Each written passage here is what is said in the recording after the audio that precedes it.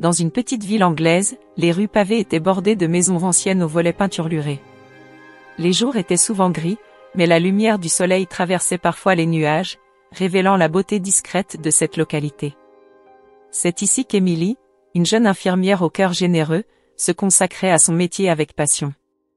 Elle était connue pour sa gentillesse et sa capacité à réconforter les patients, mais ce jour-là, alors qu'elle rentrait chez elle après une longue journée de travail, son regard croisa celui d'un homme assis sur un banc du parc. Jacques, un homme sans abri, semblait perdu dans ses pensées. Ses vêtements étaient usés et sa barbe hirsute trahissait des mois d'errance. Émilie, touchée par sa détresse, s'approcha lentement. « Bonjour, dit-elle d'une voix douce. Vous avez besoin d'aide ? » Jacques leva les yeux, méfiant. « Je n'ai besoin de rien de personne, répliqua-t-il, une lueur de défi dans son regard.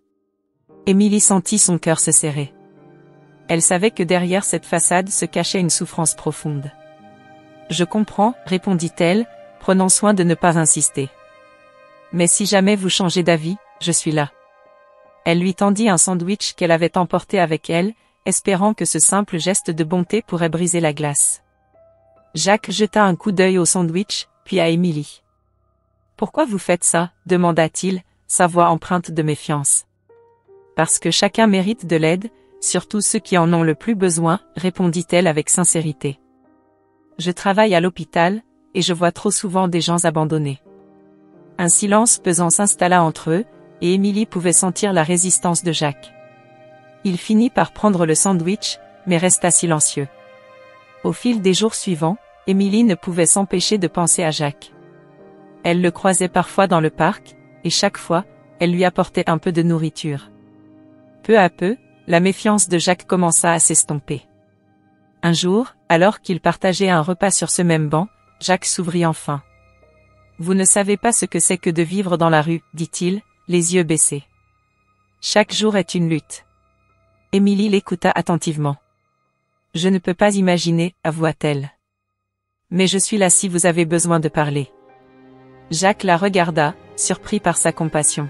« Pourquoi vous m'écoutez ? » « Je ne suis qu'un raté, murmura-t-il, sa voix chargée d'émotion. « Tout le monde a une valeur, affirma Émilie. Votre histoire mérite d'être entendue. » À ce moment-là, quelque chose changea entre eux. Une connexion inattendue se tissa, une compréhension mutuelle qui transcendait leurs différences. Les jours se transformèrent en semaines, et Jacques commença à passer plus de temps avec Émilie. Elle lui parla de son travail à l'hôpital, de ses rêves, et de la manière dont elle voulait aider les gens. Jacques, à son tour, partagea des fragments de son passé, des souvenirs d'une vie avant la rue, une vie qu'il avait perdue à cause de circonstances malheureuses. « Je pourrais vous offrir un endroit où rester, proposa Émilie un soir, hésitante. Je sais que ce n'est pas facile, mais vous n'avez pas à être seule. Jacques la regarda, surpris et touché. « Vous êtes sérieuse ? Vous voulez vraiment que je vienne chez vous ? Demanda-t-il, son ton trahissant un mélange d'espoir et de crainte. « Oui, répondit-elle fermement. Je crois que nous pouvons nous aider mutuellement. » La proposition, bien que désintéressée, résonnait en eux. Jacques, malgré ses peurs, accepta. C'était le début d'une nouvelle aventure, mais aussi d'un chemin semé d'embûches. Émilie ne savait pas alors que cette décision allait bouleverser sa vie d'une manière qu'elle n'aurait jamais pu imaginer. Les rumeurs et les jugements de la communauté n'étaient que le début des épreuves qu'elle allait devoir affronter. Mais pour l'instant, elle se contentait de cette connexion fragile mais précieuse avec Jacques, ignorant les tempêtes qui se profileraient à l'horizon. Émilie se tenait dans sa petite cuisine, la lumière du matin filtrant à travers les rideaux, créant une ambiance chaleureuse. Elle avait passé la nuit à réfléchir, son esprit tourbillonnant d'inquiétude et de doute. La nouvelle de sa grossesse pesait lourdement sur ses épaules, telle une pierre qu'elle ne pouvait plus ignorer. Elle s'était approchée de la fenêtre, observant les rues de la petite ville anglaise, où la vie continuait sans interruption, indifférente à ses luttes intérieures.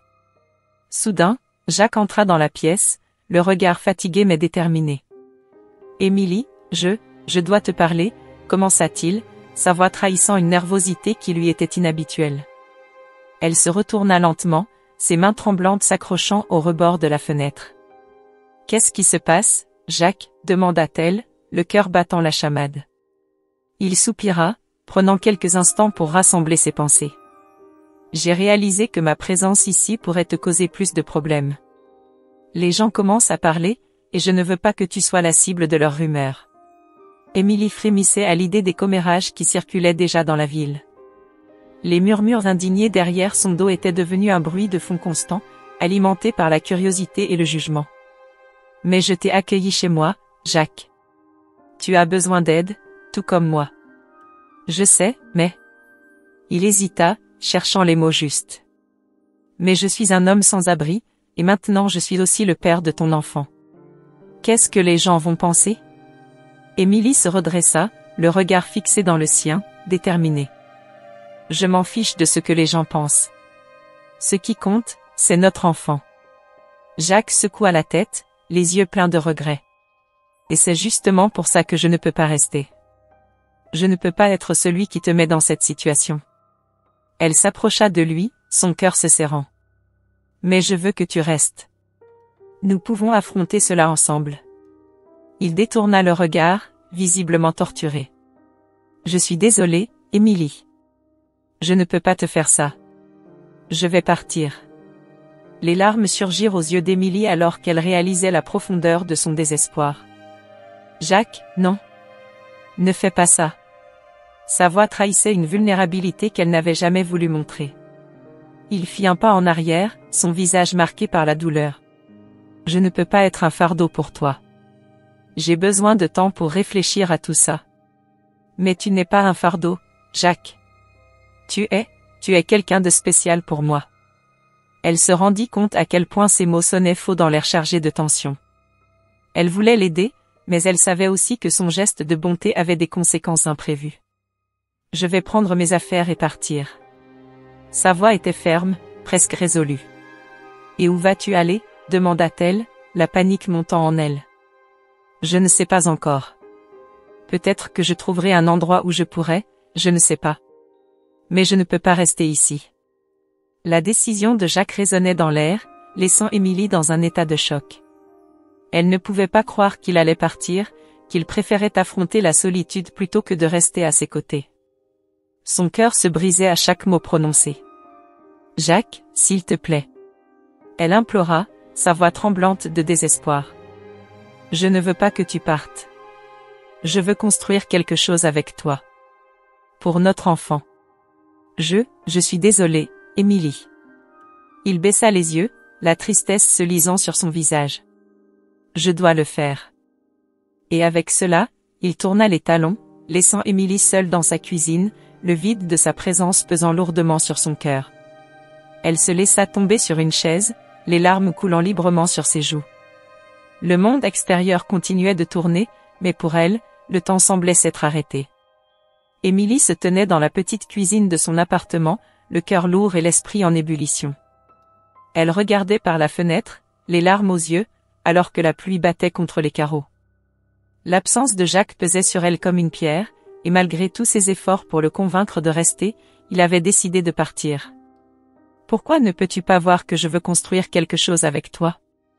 avait-elle crié, sa voix trahissant son désespoir. Jacques, avec son regard sombre, avait simplement secoué la tête, incapable de croire qu'il méritait une vie aussi belle. « Émilie, je ne peux pas. Je ne suis qu'un fardeau pour toi. Tu as besoin de quelqu'un qui peut apporter du bonheur, pas un homme comme moi. » Ces mots résonnaient encore dans son esprit, des échos douloureux d'une réalité qu'elle ne voulait pas accepter. Elle se remémorait leurs moments ensemble, les rires partagés, les confidences au coin du feu. Mais maintenant, tout semblait si lointain. Elle caressa son ventre arrondi, un geste instinctif qui lui rappelait que, malgré tout, une nouvelle vie grandissait en elle. « Qu'est-ce que je vais faire, petit ?» murmura-t-elle, les larmes roulant sur ses joues.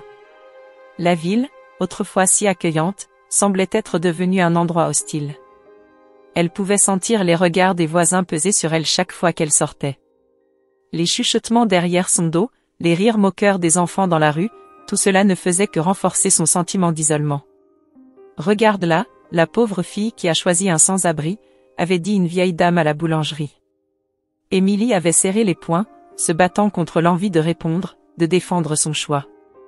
Mais à quoi bon?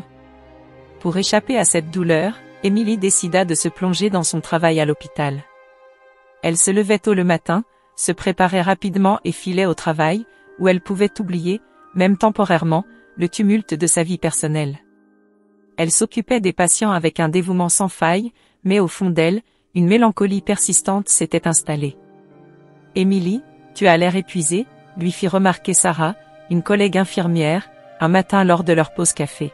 « Tu devrais prendre un peu de temps pour toi. »« Je vais bien, Sarah. »« Juste beaucoup de travail, c'est tout », répondit-elle en souriant faiblement, bien que ses yeux trahissaient sa fatigue. Les semaines passaient, et chaque jour était une lutte.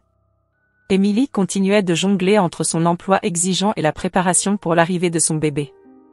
Elle passait ses soirées à coudre des vêtements, à lire des livres sur la maternité, mais le vide laissé par Jacques était toujours là. Un soir, alors qu'elle rangeait des affaires dans le grenier, elle tomba sur une vieille photo d'elle et de sa mère. La photo était jaunie par le temps, mais les sourires étaient toujours éclatants. Elle se rappela des conseils de sa mère, des histoires qu'elle lui racontait lorsqu'elle se sentait perdue. « La vie n'est jamais simple, ma chérie.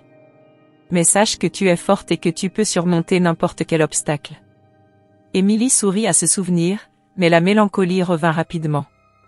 Elle se demandait si sa mère aurait approuvé sa décision d'aider Jacques, ou si elle l'aurait blâmé pour avoir été trop naïve.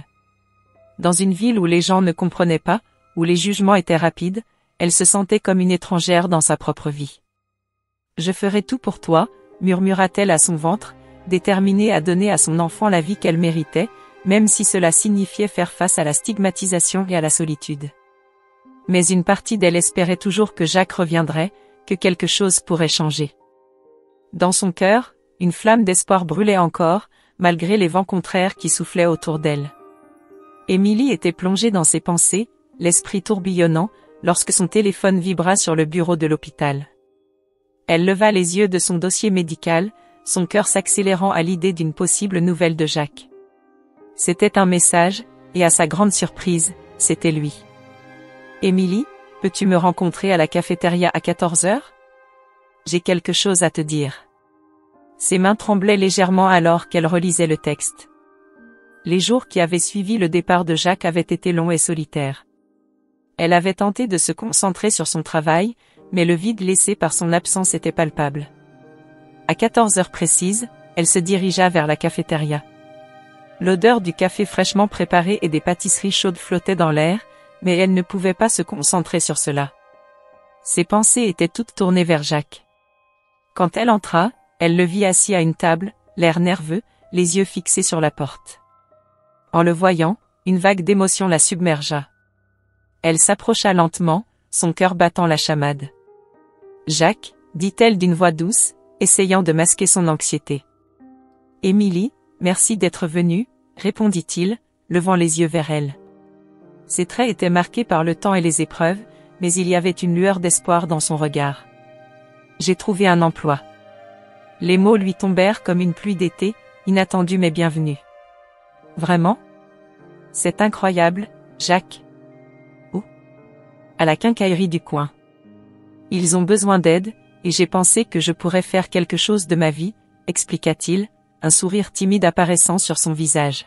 « Je suis tellement fière de toi, » murmura Émilie, les larmes aux yeux. Pour la première fois depuis longtemps, un sentiment de légèreté s'installa en elle.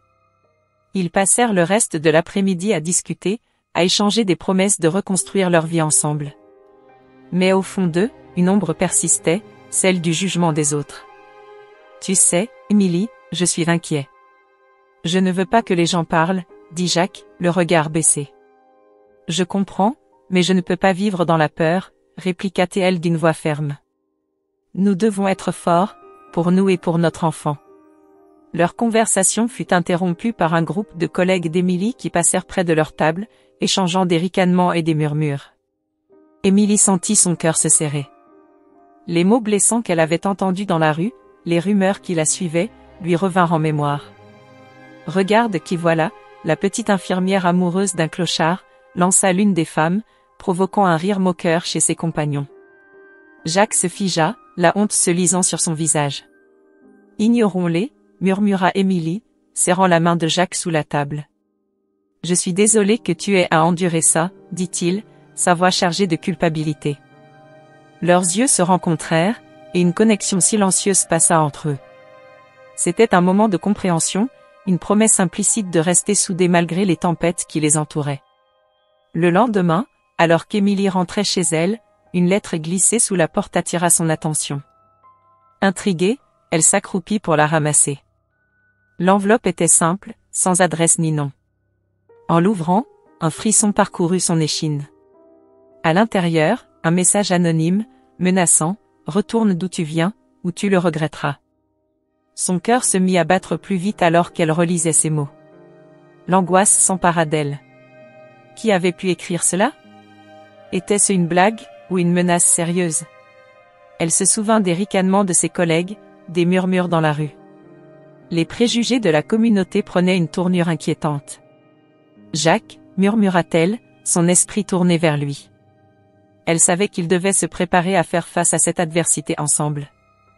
La peur de l'inconnu était palpable, mais elle ne pouvait pas laisser cela les détruire. Elle devait parler à Jacques, lui faire part de cette menace, pour qu'ensemble ils puissent faire face à ce qui les attendait. Émilie et Jacques se tenaient main dans la main, leur cœur battant à l'unisson, alors qu'ils faisaient face à l'un des moments les plus importants de leur vie. Leurs pensées tourbillonnaient autour des critiques et des jugements du monde extérieur, mais ils avaient pris la ferme décision de se marier. C'était un acte de défi, mais surtout un acte d'amour et de solidarité pour leur futur enfant. La petite maison d'Émilie était décorée avec soin. Des fleurs blanches et des rubans pastel pendaient des murs, et une petite table ornée d'un gâteau de mariage trônait au centre de la pièce. Quelques amis proches étaient présents, leurs visages affichant un mélange de soutien et d'inquiétude. Parmi eux, Sarah, la meilleure amie d'Émilie, ne pouvait s'empêcher de murmurer « Je suis si heureuse pour vous deux, mais, tu sais ce que les gens vont dire, n'est-ce pas ?» « Je sais, Sarah, mais notre amour est plus fort que leurs mots, » répondit Émilie, la voix tremblante mais déterminée. Elle échangea un regard avec Jacques, qui lui offrit un sourire rassurant. La cérémonie débuta dans une atmosphère tendue. Les amis proches s'étaient regroupés autour d'eux, mais l'inquiétude se lisait sur leurs visages. Émilie, vêtue d'une robe simple mais élégante, se tenait prête à faire le grand saut. Jacques, en costume noir, semblait nerveux. « Tu es prête ?» chuchota Théil, ses yeux cherchant les siens. « Prête ?» confirma Théel, bien qu'une petite voix dans sa tête lui rappelait toutes les rumeurs qui circulaient dans leur ville. La porte s'ouvrit alors, et le prêtre fit son entrée, un sourire bienveillant sur le visage. Leur mariage était sobre, mais chaque mot prononcé avait une signification profonde. Si quelqu'un a des objections, qu'il parle maintenant ou se taise à jamais, déclara le prêtre. Un silence pesant s'installa, et le regard d'Émilie balaya la pièce, s'attardant sur les visages fermés de certains invités. Elle pouvait sentir leur jugement, mais elle se concentra sur Jacques, sur la promesse qu'ils faisaient l'un à l'autre. « Jacques, veux-tu prendre Émilie pour épouse ?» demanda le prêtre. Jacques hocha la tête, une lueur de détermination dans ses yeux. « Oui, je le veux », répondit-il d'une voix forte. Lorsque ce fut au tour d'Émilie, elle prit une profonde inspiration. « Oui, je le veux », dit-elle, sa voix résonnant dans la pièce. Les vœux échangés, ils s'embrassèrent, scellant leur union. Mais à peine avaient-ils commencé à célébrer qu'un bruit de moteur puissant se fit entendre à l'extérieur. Les invités échangèrent des regards surpris alors qu'une voiture de luxe s'arrêtait juste devant leur maison. L'inquiétude s'installa instantanément. Qui pouvait bien être cet intrus? Les murmures commencèrent à s'élever alors que tout le monde se dirigeait vers la fenêtre pour apercevoir ce qui se passait. Émilie ressentit une montée d'angoisse. « Jacques, qui peut bien arriver à ce moment-là ?» demanda-t-elle, son cœur battant plus vite. « Je ne sais pas », murmura Jacques, le visage blêmi. « Mais ça ne peut pas être bon. » La voiture, un modèle flambant neuf, était un contraste frappant avec la simplicité de leur mariage. Les portes s'ouvrirent lentement, et une silhouette élégante en sortit. Émilie plissa les yeux pour mieux voir, son estomac se nouant. Qui était cet homme qui avait l'air si sûr de lui? Les murmures s'intensifièrent lorsque l'homme avança vers la porte de leur maison. « Qui est-ce » demanda un ami, tandis que les têtes se tournaient vers Jacques, attendant une explication. Émilie sentit une tension palpable dans l'air, comme si tout le monde retenait son souffle, attendant que le mystère se dévoile. La situation était devenue surréaliste. Le mariage qui avait été un moment de joie se transformait lentement en une scène d'incertitude. Émilie se tourna vers Jacques, cherchant du soutien dans ses yeux. « Qu'est-ce qui se passe ?» demanda-t-elle doucement, mais Jacques semblait perdu dans ses pensées, son regard fixé sur l'inconnu qui s'approchait. La lumière du crépuscule baignait la petite ville anglaise dans une teinte dorée, mais à l'intérieur de la maison d'Émilie, l'atmosphère était chargée d'angoisse. Après la cérémonie de mariage, une tension palpable régnait. Les murmures des villageois résonnaient encore dans l'air, et la présence inattendue d'une voiture de luxe devant leur maison ne faisait qu'accroître la curiosité. Émilie, serrant la main de Jacques, échangea un regard inquiet avec lui. « Qui cela peut-il bien être ?» demanda Émilie, sa voix tremblante trahissant son inquiétude. « Je ne sais pas », répondit Jacques, ses yeux fixés sur la voiture. « Peut-être, quelqu'un de mon passé. » Peu après, la portière de la voiture s'ouvrit avec un bruit sourd, et un homme bien habillé en sortit.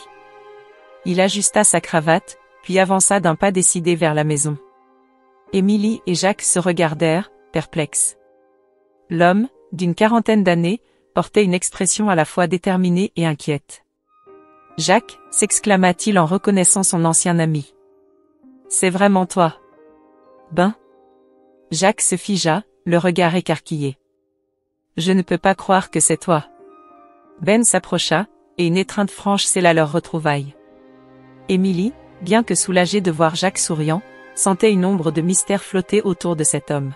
« Je t'ai cherché pendant des années », continua Ben, le visage empreint d'émotion. « Après tout ce qui s'est passé, ta famille, la tragédie, je n'ai jamais cessé de penser à toi. » À ce moment, un silence pesant s'installa. Émilie, curieuse, interrogea Jacques du regard. Elle savait que son mari cachait des morceaux de son histoire, et elle se sentait démunie face à cette révélation. « Je suis désolée, Émilie, » murmura Jacques, visiblement troublé. « Je ne t'ai jamais parlé de ma famille. »« Qu'est-ce qui s'est passé ?» demanda-t-elle, sa voix douce mais ferme. Ben intervint, son expression se faisant plus sérieuse. La famille de Jacques était autrefois très riche. Ils avaient tout, jusqu'à ce qu'une tragédie frappe, un accident qui a coûté la vie à son frère. Ils l'ont blâmé, et Jacques a été rejeté. Émilie, choquée, porta une main à sa bouche. « C'est pour ça que tu es partie ?» s'étonna-t-elle. Jacques baissa les yeux. « Je ne savais pas comment affronter leur mépris. J'ai vécu dans la rue, je me suis laissé emporter par le désespoir. Mais tu es de retour maintenant, » intervint Ben, avec une lueur d'espoir dans ses yeux. « Ta famille a besoin de toi, Jacques. Ils doivent comprendre que ce n'était pas ta faute. » Le regard de Jacques se durcit. « Je ne suis pas sûr de vouloir les revoir. Ils m'ont renié. »« Tu as une nouvelle vie ici, » ajouta Ben, en désignant Émilie et le ventre arrondi d'Émilie. « Un enfant. C'est l'occasion de tout reconstruire. » Émilie observa Jacques, se rendant compte à quel point ce moment était crucial. « Jacques, peut-être que cela pourrait être une chance pour nous tous. Si nous faisons face à ce passé ensemble, cela pourrait nous libérer. » Les yeux de Jacques s'illuminèrent à l'idée. « Tu as raison. Je ne peux pas laisser ce passé m'entraver. Mais je ne peux pas le faire sans toi. » Ben sourit, voyant l'amour et la détermination qui unissaient le couple. « Alors, qu'en dites-vous ? Réunissons-nous avec ta famille. Montrez-leur le nouvel homme que tu es devenu. » Émilie acquiesça, pleine de courage. « Ensemble, nous pourrons surmonter cela. Nous sommes une famille maintenant, et nous allons prouver à tout le monde que l'amour peut guérir même les blessures les plus profondes. » La décision fut prise. Alors que le soleil se couchait, ils se tinrent la main, prêts à affronter un avenir incertain mais prometteur. Les rumeurs et les moqueries des villageois ne leur faisaient plus peur. Ils avaient trouvé une force en eux, et ensemble, ils étaient déterminés à redéfinir leur destin, prouvant que l'amour véritable pouvait effectivement surmonter tous les obstacles. Si vous avez suivi jusqu'ici, abonnez-vous à la chaîne pour plus d'histoires émouvantes et captivantes comme celle-ci.